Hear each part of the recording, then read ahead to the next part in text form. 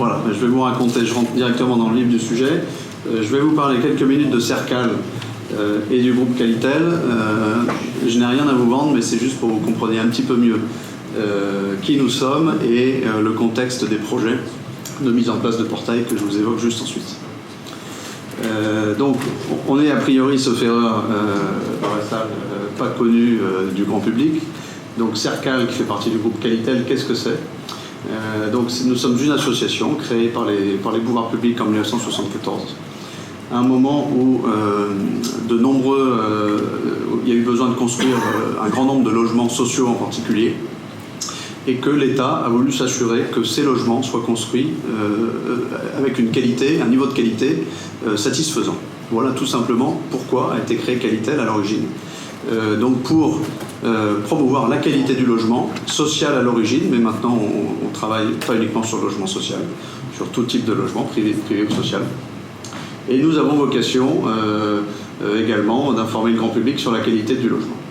Alors, le conseil d'administration de l'association Qualitel est un organisme où sont représentées toutes les parties prenantes du logement en France, c'est-à-dire aussi bien des associations de consommateurs que des acteurs de l'offre du logement et de son financement, comme par exemple la FNAIM, qui sont les agents immobiliers, la Caisse des dépôts et consignations, l'État est également, et les collectivités sont représentées, et puis les syndicats des métiers du bâtiment.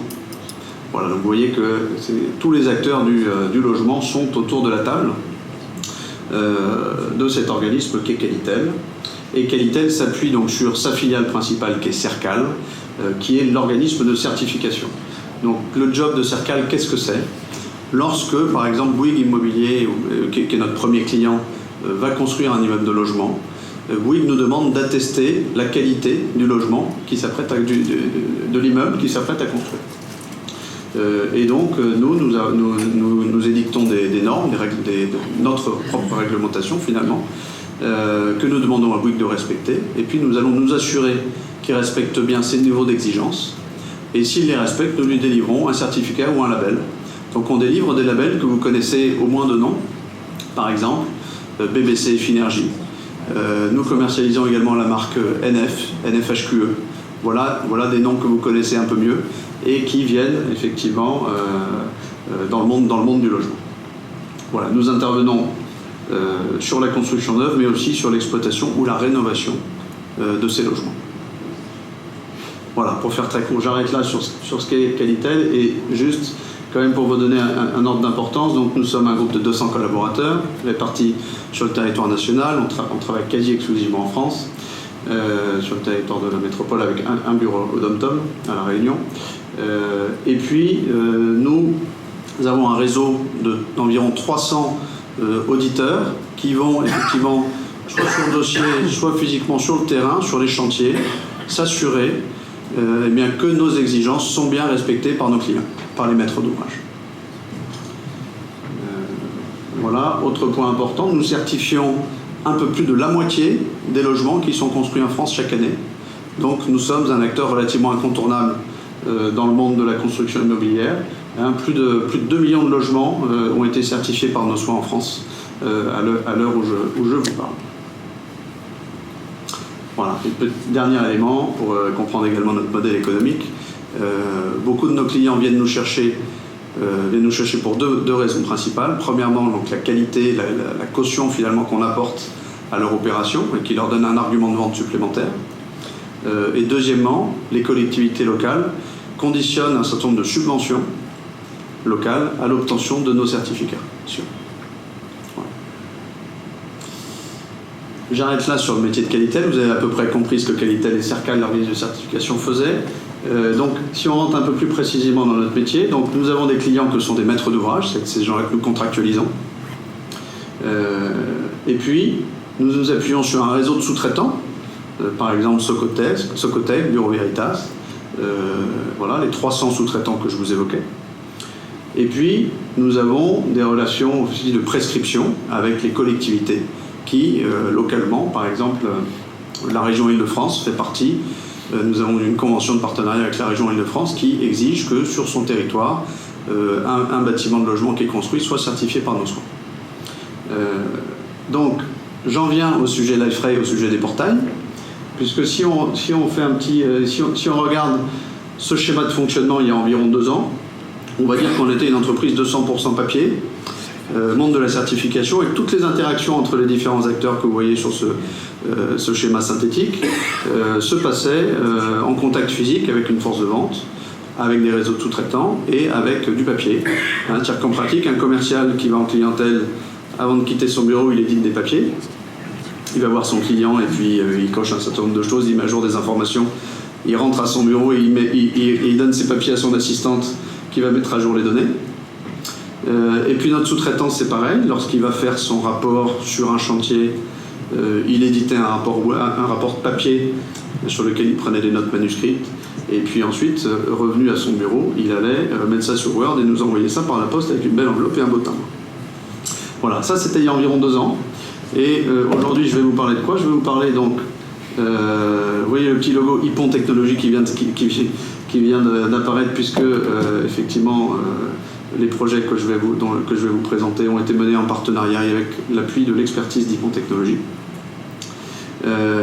L'idée, c'est, vous voyez apparaître 1, 2, 3 et 4 petits carrés Liferay. Donc les 4 projets que je vous évoque derrière, c'est la construction d'abord d'un portail d'entreprise avec un sujet SSO notamment qui nous a permis d'harmoniser la connexion à un certain nombre d'outils.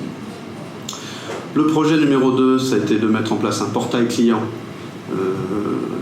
voilà, vis-à-vis de nos maîtres d'ouvrage. Le projet numéro 3, ils n'ont pas été réalisés forcément en séquence, mais pas loin, on va dire.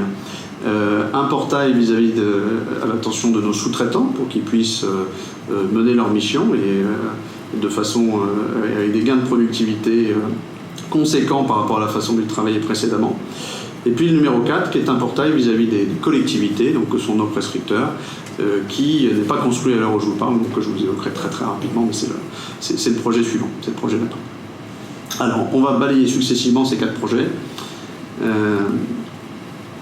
Alors, numéro 1, le portail Cercal. Donc, je vous ai mis une petite copie d'écran. Donc, vous voyez une petite quinzaine d'outils qui sont chacun des pavés de ce portail, donc, qui ont été le périmètre d'action du premier projet portail d'entreprise Cercal, et qui nous a... Alors, je ne sais plus si j'ai... Oui.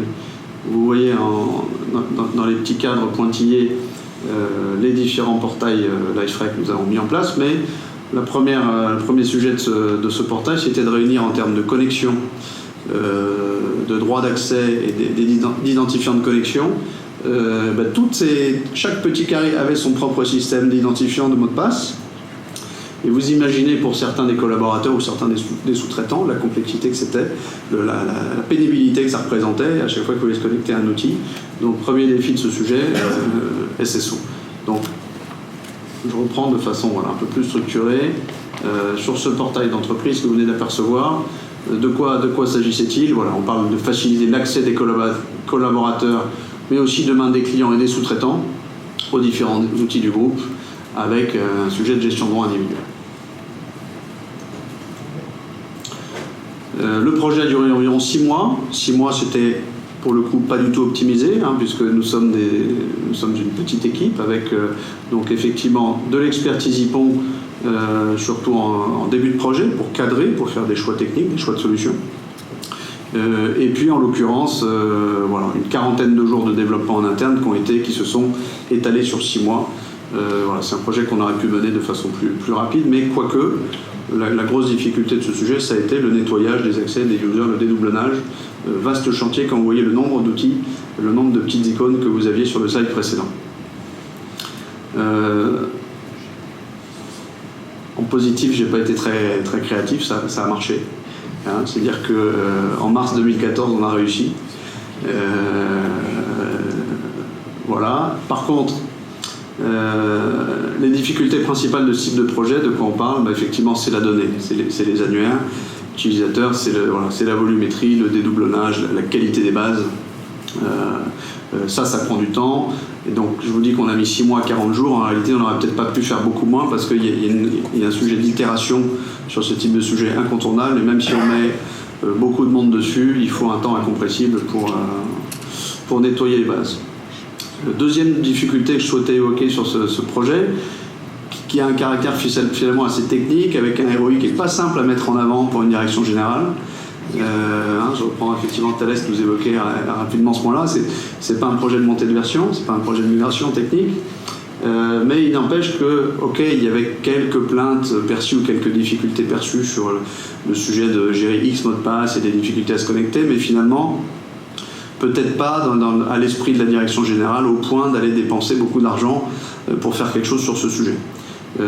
Il ne réalisait pas finalement également l'aspect prérequis que représentait la mise en place de ce SSO pour ouvrir le champ des possibles et pour permettre plein de choses sur les projets que je vous présente juste derrière, sur les portails clients notamment, et sous-traitants. Voilà, donc pas simple à vendre et pourtant totalement indispensable. C'est un prérequis pour faire plein de choses derrière.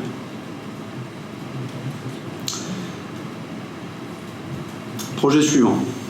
Donc là, voilà, un projet portail client. Donc, je ne vais pas vous présenter toutes les fonctions, mais qu'est-ce qu'on retrouve? On retrouve, allez, je vous passe tout, voilà. L'information principale que le client va trouver sur son portail, c'est le bloc Mes opérations, avec les petits ronds qui lui donnent combien il a d'opérations. Une opération, c'est la construction d'un immeuble, pour parler en français. Et donc il a, en l'occurrence, voilà, une opération, celui-ci sur cet exemple-là, qui est en cours de certification, et puis il a 29 programmes qui sont d'ores et déjà certifiés. Et donc quand il clique dessus, il accède au détail des informations sur ces opérations, et ça lui permet de voir où en est son processus de certification. Est-ce qu'il y a un auditeur qui est missionné? Si oui, de qui s'agit-il? Est-ce qu'il a rendu les conclusions de son audit? Et si oui, accéder au rapport et aux écarts éventuels que l'auditeur aura détectés. Et puis au final, est-ce que son opération est certifiée? Et si oui, qu'il puisse accéder à son Graal, qui est le certificat, et qu'il puisse l'éditer et l'utiliser. Voilà l'information principale que le client vient chercher là-dessus. Voilà. Ensuite, il a un certain nombre de petits outils, un sujet kit de communication, c'est-à-dire qu'on offre des outils de com à nos clients, aux maîtres d'ouvrage, pour qu'ils puissent communiquer sur la certification dans les bulles de vente, par exemple, lorsqu'on parle de promoteur, qu'ils puissent dire « Ok, mon programme, il est certifié Qualitel et voilà ce que ça vous apporte. » Et puis des informations plus courantes, effectivement, possibilité d'éditer des documents, d'avoir son contact commercial, etc., etc. Donc ça vous donne une idée. Là, j'ai zoomé sur Mes opérations, donc on retrouve en bas de page la liste de ces opérations avec un certain nombre de dates clés. Et lorsqu'il clique sur le petit triangle complètement en bas à droite, il accède aux détails de l'opération et il a accès à plein de choses, dont des documents.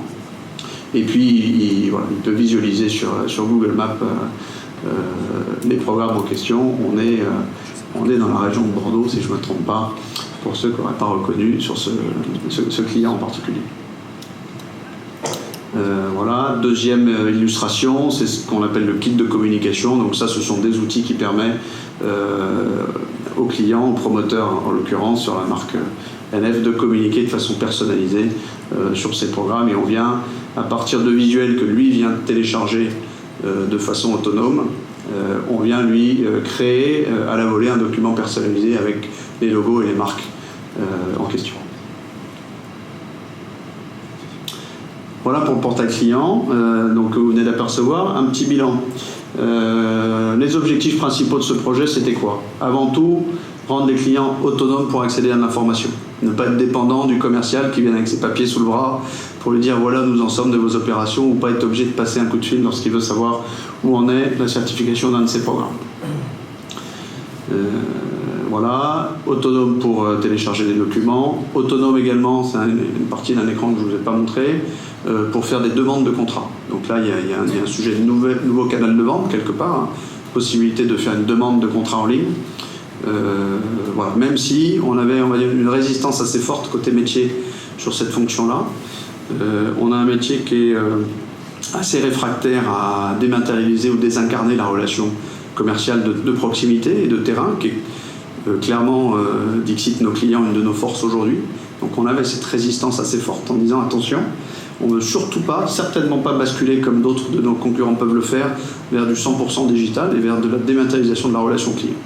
Donc, ok, le client peut faire une demande de contrat en ligne, mais cette demande, c'est finalement presque une demande de contact. Et derrière, le contact commercial physique, il doit rester impératif. C'était l'une des mises en garde fortes qu'on avait sur le côté dématérialisation de la relation. Un projet qui a duré environ 7 mois, 350 jours de développement, avec une particularité, c'est qu'on n'avait quasiment pas de métier sur le sujet. On est un petit groupe, on est donc 200 collaborateurs, je vous le disais, et donc une problématique de ressources métiers très rare, les sachants disponibles, ça n'existe pas dans notre groupe. Donc voilà, c'est vrai qu'on évoquait ce matin en introduction au sujet du digital, le sujet de mettre le client au centre de beaucoup de choses. On n'a pas beaucoup eu la possibilité d'accéder aux vrais clients dans le cadre de ce projet, ce qui est une difficulté majeure, et ce qui est à l'encontre de toutes les bonnes pratiques que vous lisez tous les jours, que vous pratiquez peut-être au quotidien dans vos entreprises, mais c'était la réalité de ce projet, des contraintes qui s'offraient à nous, c'est que l'avis du client, on a été contraint de l'imaginer plus que de l'avoir en face de nous. En gros point positif, j'ai voulu souligner le fait que nos clients, c'est la première fois qu'on mettait à leur disposition un portail, donc on les habitue à se connecter pour aller chercher de l'info et prépare l'avenir, parce qu'on a dans les cartons, et les cartons en l'occurrence sont sur le point d'être ouverts puisqu'on a une grosse échéance après l'été en septembre 2015, vers lesquels on va franchir un gros pas vers une version 2 du portail que vous avez aperçu, pour demander aux clients d'être beaucoup plus utilisateurs intensifs de ce portail pour aller, toutes ces demandes de certification, il devra beaucoup plus aller les faire dans le portail qu'aujourd'hui. Donc c'était important, c'était un peu une première étape de préparation pour roder l'aspect connexion notamment. Alors dans les difficultés, c'était une première, c'était un défrichage, il y avait une conduite de changement colossale à mener aussi bien en interne que vis-à-vis de nos clients, les maîtres d'ouvrage. Et ça c'est pas simple, puisque je pense que pour nos clients en tout cas, je pense que ça peut être le cas pour les vôtres aussi, ils sont littéralement harcelés ou débordés de tous les portails de leurs différents fournisseurs. Chaque fournisseur a son portail, avec son mot de passe, son accès et son mot de passe. Et donc, ça c'est quelque chose qu'on entend encore très régulièrement. Ça fait partie des bémols ou des difficultés qu'on a à adresser pour l'avenir. C'est qu'il faut impérativement qu'on trouve des moyens, et il en existe. Je pense que si certains ont mis des choses en place dans ce registre-là, ça m'intéresse. Pour faire en sorte que notre portail s'intègre du mieux possible dans les outils, dans l'environnement de travail de nos clients. Je vous citais Bouygues tout à l'heure, qui est notre premier client. Il est certain que pour Bouygues, nous sommes un petit fournisseur. Il n'a pas forcément envie, entre guillemets, de s'ennuyer avec nos portails et avec tous les portails de ces petits fournisseurs. Voilà. Donc c'est un frein certain à l'utilisation de nos outils. Nos équipes internes, donc je ne l'ai pas dit, on a une équipe de développement qui est mixte, on a une partie de développeurs Java et Liferay internes, et puis on s'appuie sur les équipes Python Technologies. On doit avoir 2 tiers de ressources Python Technologies pour un tiers d'interne sur le développement. Aujourd'hui, une petite année après le lancement, on a des niveaux de fréquentation de ce portail qui sont décevants, on peut le dire très, très, très clairement, il n'y a pas de honte à ça. Donc il n'y a pas d'enjeu majeur, l'enjeu c'est d'accéder à l'information. Mais on attendait plus de fréquentation, très clairement, lorsqu'on a mis à disposition ce service de nos clients. Il y a plein de raisons, ça s'explique, on travaille dessus. Et puis, les 2 derniers points en termes de difficultés, c'est intéressant. On a fait le choix de désigner chez chacun de nos clients un administrateur des accès, des users. Donc chez chacun de nos clients, on dit, on a demandé à nos commerciaux de choisir un administrateur qui est en charge la gestion des accès des utilisateurs. Et ça, chez certains clients, ça marche très bien. Chez d'autres, ça ne marche pas. Parce que tout simplement, l'admin, il ne prend pas son rôle à cœur. Et du coup, ça, c'est l'une des difficultés. On a un certain nombre d'utilisateurs qui n'ont pas connaissance ou dont les profils ne sont pas activés aujourd'hui. Ça veut dire que cette période de rodage est d'autant plus importante pour nous qu'on réfléchit finalement à 2 façons de gérer. Il y aura certains clients chez lesquels il y aura des administrateurs responsables et autonomes, et chez d'autres, on va finalement prendre ce rôle d'administrateur et ouvrir nous-mêmes des accès beaucoup plus largement, avec la difficulté de gérer finalement l'obsolescence des accès, avec les entrées, les mouvements de collaborateurs chez nos clients qu'on maîtrise forcément moins bien qu'un administrateur interne, et avec du coup un risque d'avoir des users qui sont pas toujours à jour.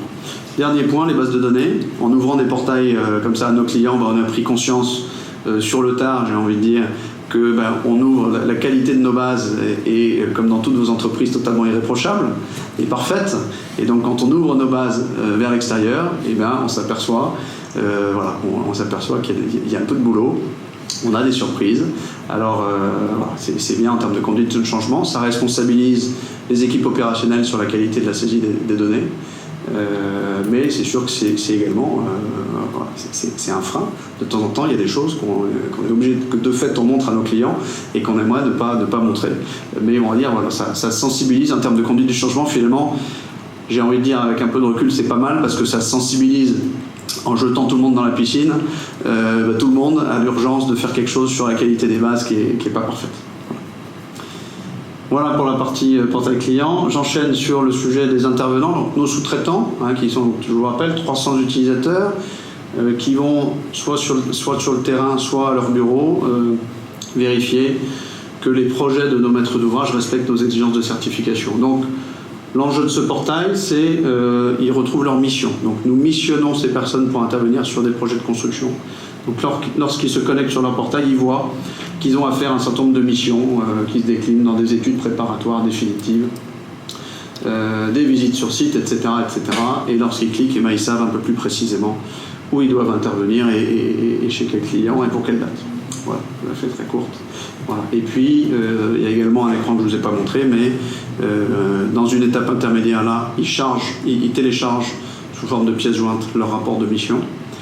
Et dans la version suivante du portail qui sort en septembre, ils vont aller sur un formulaire en ligne directement, pouvoir saisir le résultat de leur mission, éventuellement sur chantier en cas de besoin et sous réserve qu'ils aient le réseau, puisque pour l'instant on n'est pas dans un mode déconnecté. Ce projet-là, il est de nature très différente de celui des clients qu'on vient d'apercevoir, puisque l'enjeu principal, là, on est dans les gains de productivité. On est dans du gain de temps et du gain de productivité pour notre réseau, on évite de la ressaisie, c'est ça le sujet.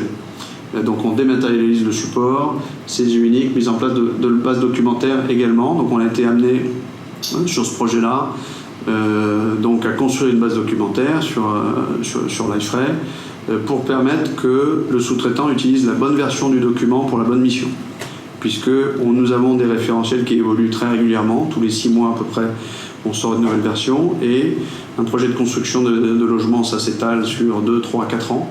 Et donc, en réalité, on a en parallèle une dizaine ou une vingtaine de versions de documents qui circulent. Et donc, notre base documentaire nous permet de gérer ça.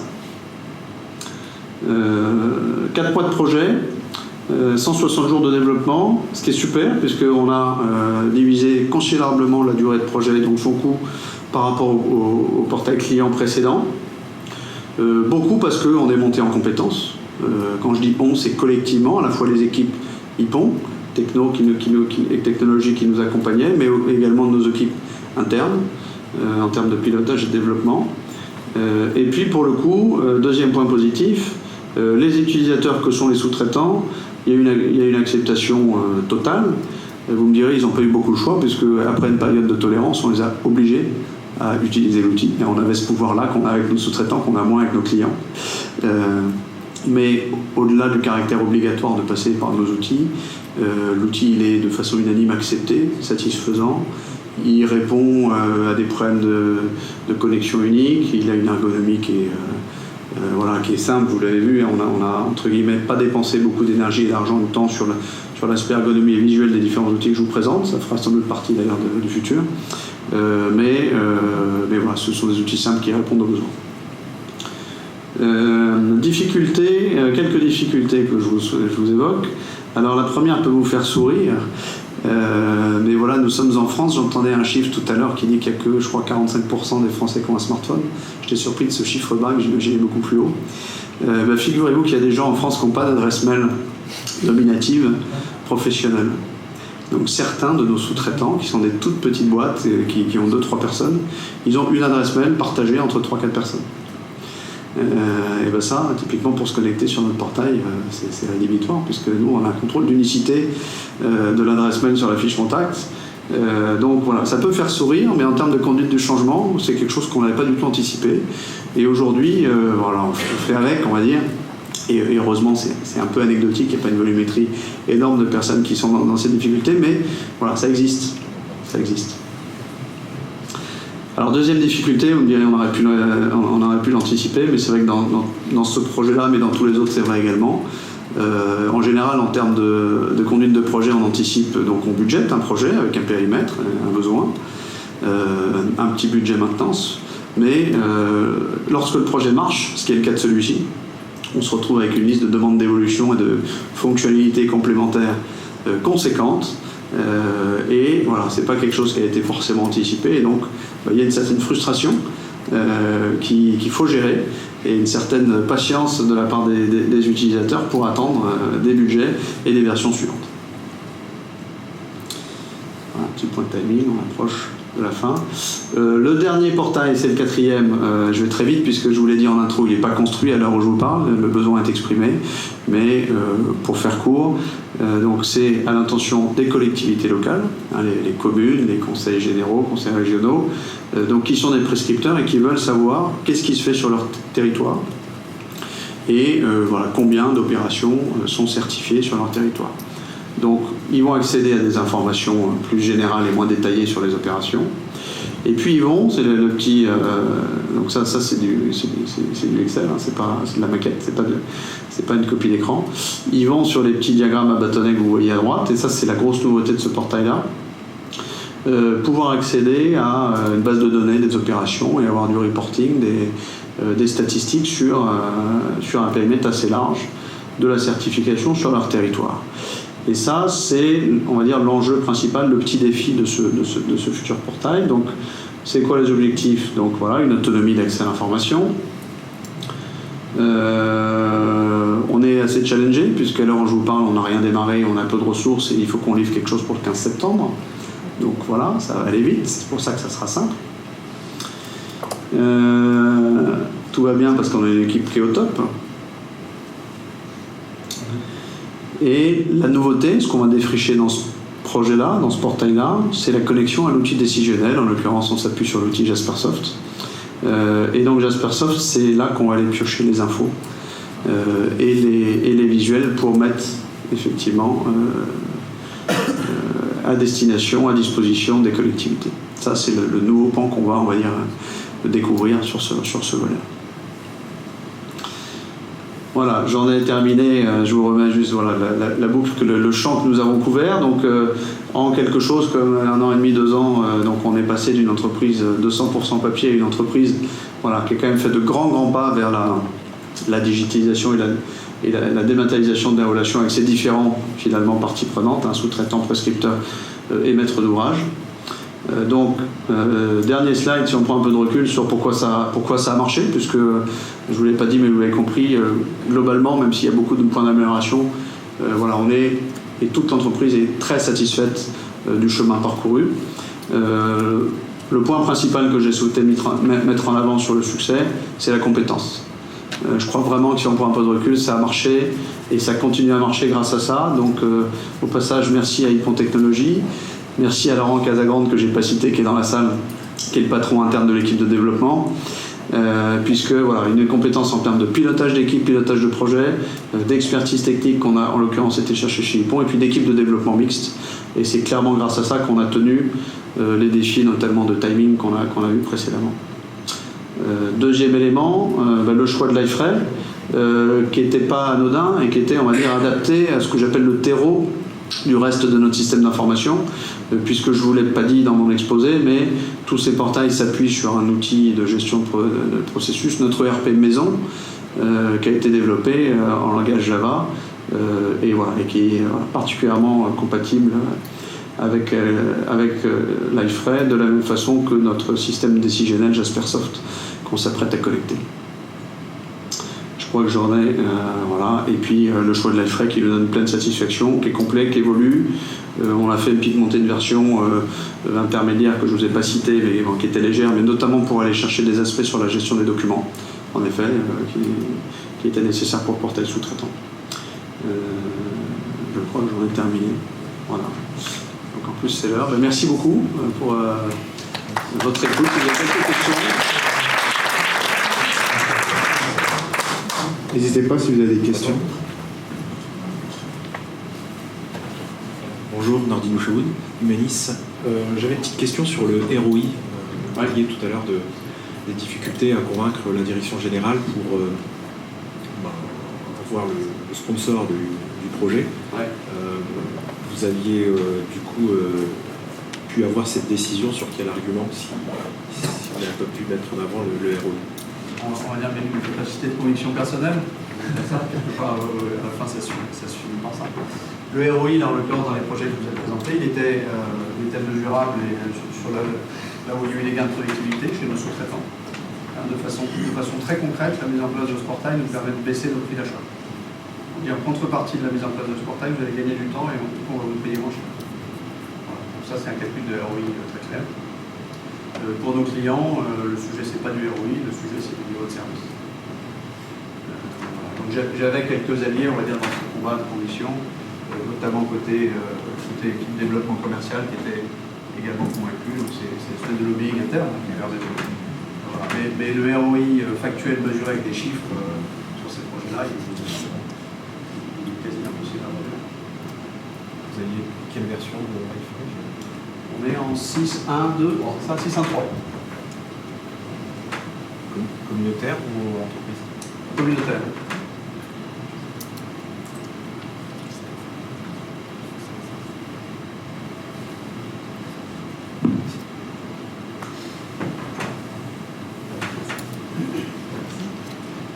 Émeric Duchesne, Thales.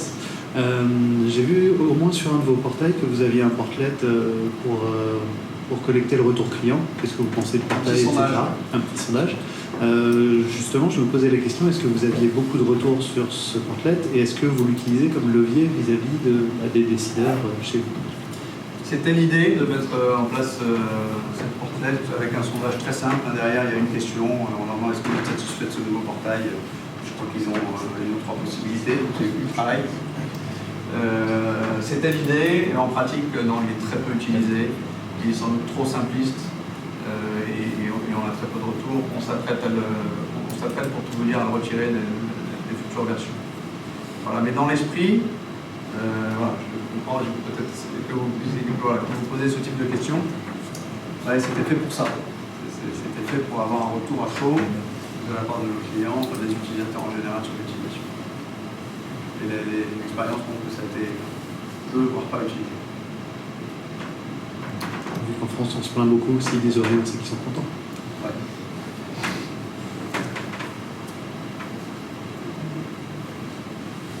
Autre question?